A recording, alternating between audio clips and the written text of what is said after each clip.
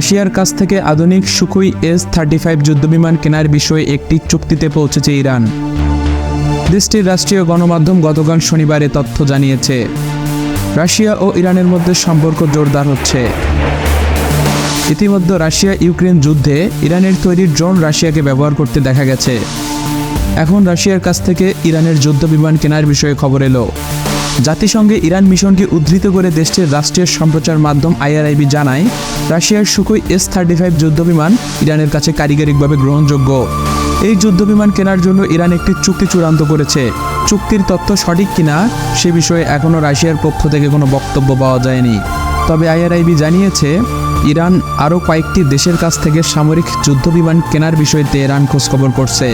তবে এই দেশগুলোর নাম ইরান মিশন উল্লেখ করেনি।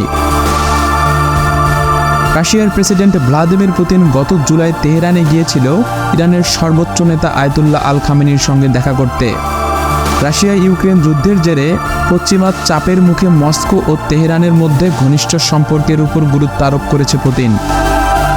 রাশিয়াকে ড্রোন দেওয়ার কথা স্বীকার করেছে ইরান।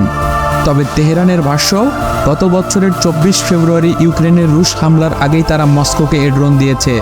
রাশিয়া ইউক্রেন যুদ্ধে ইরানের নির্মিত ড্রোন ব্যবহারের কথা অস্বীকার করে আসছে মস্কো। তবে ইউক্রেন বলছে তারা ইতিমধ্যে অনেকগুলো ইরানের ড্রোন ভূপাতিত করেছে। It's a truth and it must be recognized. Yeah.